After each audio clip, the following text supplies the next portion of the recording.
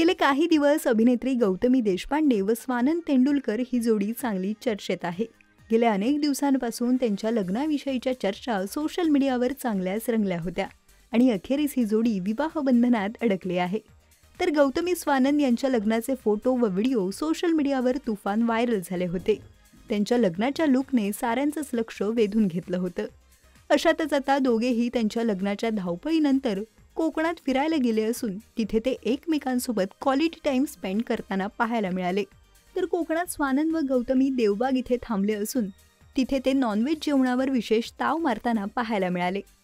गौतमी स्वानंद त्यांच्या कोकण दौऱ्याचे फोटोज व व्हिडिओज त्यांच्या सोशल मीडिया अकाउंटवरून शेअर करत आहेत.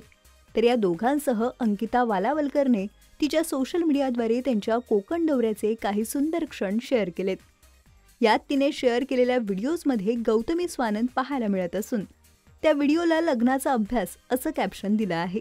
याचसोबत गौतमी स्वानंद यांच्या वैवाहिक जीवनाला सुरुवात झाली असून सध्या हे दोघे कोकण सफर करत असल्याचं पाहायला मिळत आहे.